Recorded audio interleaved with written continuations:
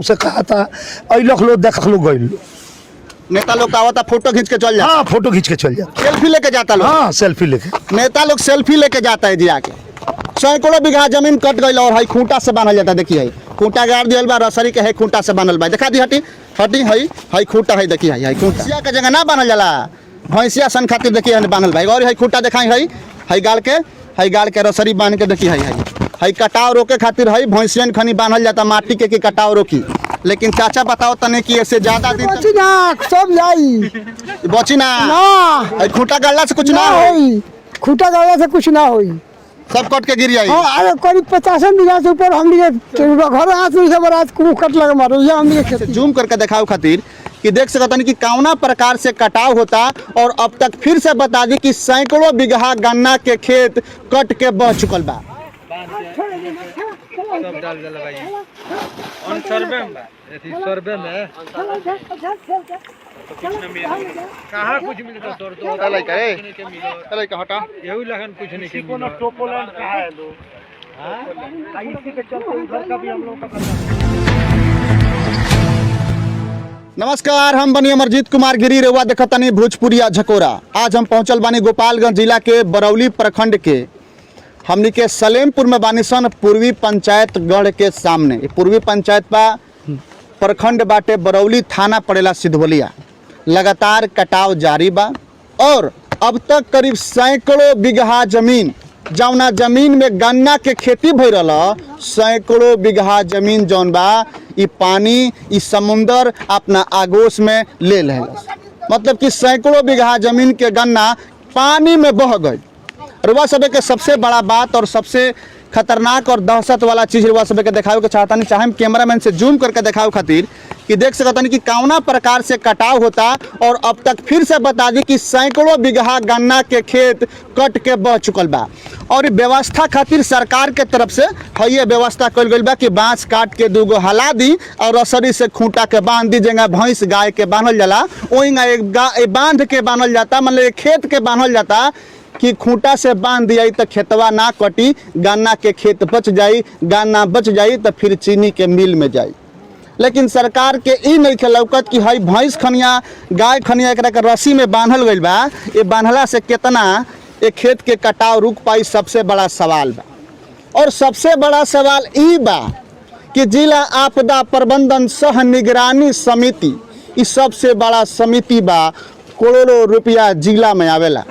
जिला के केहू आदमी के मालूम नहीं है कि अब तक कोरोना वैश्विक महामारी से लेके बाढ़ आपदा तक जिला में जिला आपदा अनुसरण सह निगरानी समिति में कितना पैसा आयल, जनता के पास में कितना पैसा आयल। सबसे बड़ा बात ई बा कि जिला के जितना मंत्री लोग होला इस समिति के सदस्य होला, जिला के जितना विधायक लोग होला इस समिति के सदस्य होला, जिला के जिला अधिकारी साहब इस समिति के सचिव होखिले, जिला के अध्यक्ष लोग बनेला प्रभारी मंत्री, राज्य में इस समिति के अध्यक्ष खुद बाड़े पीएम मटेरियल माने कि नीतीश कुमार बाड़े एक अध्यक्ष। और सबसे बड़का लूट होला जिला आपदा प्रबंधन सह निगरानी समिति। डीएम साहब के नइखे और विधायक लोग के नइखे कि जाके सचिव साहब से पूछी कि आपदा प्रबंधन में कितना पैसा आयल बा, कौना कौना टोला कौना कौना बस्ती में पहुंचल बा और कहाँ कहाँ एक उपयोग होता बांध के दुरुस्त करे में, जनता के सुरक्षा और सहायता करे में केहू के जानकारी नहीं है। जनता बस भगवान भरोसे अपन जीवन जी रहल बा। लेकिन जानता नहीं सबसे बड़ा बात का बा, जब गौवा में बाढ़ आ जाई तब विधायक लोग बैठक के मांग ना करी। जिला में बैठक होला, विधायक लोग बैठक के मांग ना करी, जिला के मंत्री लोग बैठक के मांग ना करी, अन्य जे लोग भी बाबे वो बैठक के मांग ना करी। बल्कि जब गंगा में पानी घुसी नू तब पूरी सब्जी लेके बाट बनावता, जनता पूरी सब्जी खातिर मंत्री बनावता, जनता पूरी सब्जी खातिर जिला परिषद बनावता, जनता पूरी सब्जी खातिर प्रमुख बनावता। सबसे बड़ा सवाल बा और सवाल पूछा था भोजपुरिया झकोरा सलेम घाट पर पहुंच के कि आखिर सैकड़ों बीघा जमीन जौन कट के पानी में बह गई ओकर मुआवजा कैसे मिली। हम सवाल पूछतानी जिला आपदा प्रबंधन सह निगरानी समिति के सचिव, जिला के मजिस्ट्रेट, जिला के डीएम डॉक्टर नवल किशोर चौधरी से कि सैकड़ों बीघा जमीन साहेब कट गई, अभी भी कटाव हो रहा बा।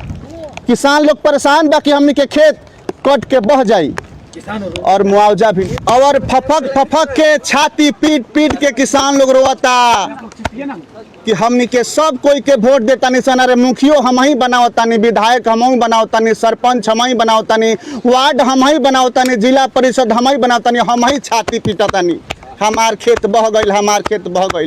कि सैकड़ों बीघा खेत, सैकड़ों बीघा गन्ना पानी में बह जाता। केहू सवाल पूछे नहीं खे आवत कि किसान के मुआवजा मिली, केहू चिट्ठी नहीं खे लिखत जिला के सचिव, जिला के मजिस्ट्रेट डॉक्टर नवल किशोर चौधरी के कि भाई गन्ना के जो सैकड़ों बीघा खेत बह गई ओकर मुआवजा मिली कि ना मिली। केहू विधायक के स्टेटमेंट नहीं खे, केहू नेता के स्टेटमेंट नहीं खे। और सबसे बड़ा बात बता देता नहीं, हम वो जिला के धरती पर खड़ा बानी जौन जिला ए बिहार के 2 मुख्यमंत्री, एगो उप मुख्यमंत्री, स्वास्थ्य मंत्री, अभी वर्तमान में गोपालगंज जिला के 3 जना बिहार सरकार में मंत्री बाड़े। वही जिला के तबाही के बारे में बतावतानी। और ये जिला के तेज तर्रार डीएम साहब बानी डॉक्टर नवल किशोर चौधरी भी, वहाँ के भी चुप्पी सगले बनी, एकदम कुछ नहीं खे बोले के।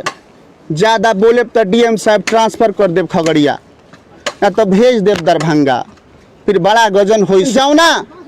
कुर्सी पर नेता लोग, विधायक लोग बैठा था, वो कुर्सी पर बैठावे वाला ये जनता, जो जनता आज पिसाता। और कुछ लोग हमारा साथ में बा, हम बात भी करे बात। चाचा है जौन भैंस खनिया बांधल जाता खूंटा से, ऐसे रोक पाई कटाव। अभी तो ये इतना ना डीप बा जौना के चलते सब विभाग के लोग आई रहे हमनी के कहनी सो, तो वह बम्बू रोल बांध के हर एक जगह डलाता, खूंटा ठोक के। अब देखी भगवान भरोसे अभी तो कुछ कटाव कम बा, उन्हें खूब बहुत तेज रहा। अब हमरा पता चलता कि अभी तक सैकड़ों बीघा जमीन हाँ 100 बीघा से ऊपर कट गई। के बा एकर माई बाप? केहू माई बाप नहीं खे। हमनी के एक एक आदमी के बुझी कि 2-2 लाख 3-3 लाख के गईल, वही से बेटी के बियाह करे के बा, वही से घर में फंक्शन करे के बा, जौन की हमनी के सब माने कमीनी भी सब चल, सब छिना गए। हाँ सब छिना गए। सब रउआ लोगन बनावता नहीं, वार्ड मुखिया, प्रमुख, सचिव, सब रउआ लोगन बनावता नहीं, विधायक, मंत्री, सांसद, लेकिन रउआ लोगन के देखे वाला केहू नहीं। सब कट गई। अभी लेकिन मुआवजा के कोनो हमनी के गन्ना के भी ना बोल कि हाँ का हुई मिली कि एकरा से का अथी कल जाई। विभाग के लोग आइल काम करावता तब से माने संतुष्टि बा कि हाँ कटाव रुकल, लेकिन कटाव तो होता लगातार। हाँ सैकड़ों के बाद प्रशासन जागल हो, विभाग के लोग जागल हो। हाँ तो सैकड़ों बीघा कटला के बाद हाँ तो आज तो कितना दिन से काम करावता लो, लेकिन वही में रल। अब जाके कंट्रोल कुछ भइल बा, आवता लो देखता लो, वही जे भी बा ये लोग ऑर्डर देता लो, बांस वगैरह जौन भी बा तो आवता लो कहता लो खूंटा से बांध दलो। हाँ तो खूंटा से बांध दलो माटी के। हाँ तो वही पर कटाव तो रुकत नहीं है। कटाव बहुत अभी देखिए आपके सामने सर, सामने कितना कटाव कट रहा है। अब सैकड़ों बीघा जमीन पूरा गन्ना का खेती कट गया। किसान लोग बहुत परेशान है, कोई मुआवजा नहीं मिलता है सर, मुआवजा नहीं मिलता है। और अभी आपके सामने सब दिख ही रहा है। अभी देखिए बांस बांधा जा रहा है, अब इससे भी उतना कटाव नहीं रुक पाता है। बताएं खूंटा से कितना राहत मिली? कटाव भइला के मेन कारण बा, और सामने देखी सिल्टेशन के रुआ फोटो ली, नदी जौन बा वो पार में सिल्टेशन हो गई। अभी फिलहाल में एकरा सिवा दोसर कोनो उपाय नहीं है जा, बांस और रस्सी के सिवा दोसर कोनो विकल्प नहीं है। यहाँ का ला सकता नहीं रुआ, ना मटेरियल कोनो ला सकता नहीं, ना ट्रैक्टर आ सकता है जा। ई तो आई कि ना आई तो विभाग सोची, सरकार सोची, हमनी के सोचे के नहीं कि का आई का ना आई, तो सरकार के सोचे के बा, विभाग के सोचे के बा। लेकिन सवाल सबसे बड़ा ई बा कि सैकड़ों बीघा जमीन यदि कट के पानी में बह गई, ओकर मुआवजा तो सरकार के देवे के चाहिए। गन्ना के जौन मुआवजा बा सरकार के देवे के चाहिए। लेकिन केहू आवाज नहीं खे उठावा, केहू पूछत नहीं खे कि सैकड़ों बीघा जमीन जौन कट के बह गई मिली कि ना मिली। हाँ ओकर को केहू आवाज नहीं। जनता त्रस्त बा, सब लोग से नेता लोग से कहा था, अइलख लोग देखलख लोग गइल, नेता लोग का आवता फोटो खींच के चल जाता। हाँ फोटो खींच के चल जाता, सेल्फी लेके जाता लोग। हाँ सेल्फी लेके नेता लोग सेल्फी लेके जाता है जी आके। सैकड़ों बीघा जमीन कट गई और हई खूंटा से बांधल जाता। देखिए हई खूंटा गाड़ दियल बा, रसरी के है खूंटा से बांधल बा। देखा दी हटी हई खूंटा है, देखिए हई खूंटा भैंसिया के जगह ना बांधल जाला, भैंसिया सन खातिर देखिए बांधल भाई। और हई खूंटा दिखाई हई गाड़ के हई गाड़ के रसरी बांध के देखी हई कटाव रोके खातिर हई भैंसियन खनी बांधल जाता माटी के कि कटाव रोकी। लेकिन चाचा बताओ तने कि ऐसे ज्यादा दिन तक चली ना। अब सैकड़ों बीघा जमीन कट के भगल एक बार और दिखा दी कि लगातार गन्ना के खेत देखी कि कट के बह रहल बा। अब तक सैकड़ों बीघा जमीन कट के बह चुकल बा पानी में, और पानी के तेज रफ्तार हुआ देख सकता नहीं कि हर पानी बहता। और देखी कि दरार फरले बा देखी हई थोड़ा सा के बाद इहो गिर जाई, हई खूंटा खूंटी सब देखते रह जाई। भयावह स्थिति बा। जौन खूंटा खूंटी बनाता हाँ जी, बोलिए। कितना राहत मिली? राहत ऐसे कोनो तनी पे हलाकार रुपया में एक कना से बची ना सब जाई बची ना ना खूंटा गड़ला से कुछ ना ना हो, होई, खूंटा गाड़ा से कुछ ना होई। सब कट के गिर जाई। हाँ अरे करीब 50 बीघा से ऊपर हमनी के घर हाथ में से बरात कुछ कट लगे मारो, ये हमनी के खेती बा। ये खेती बा जिए के सहारा ही है बा। हाँ और दूसर कुछ नौकरी चाकरी नहीं है।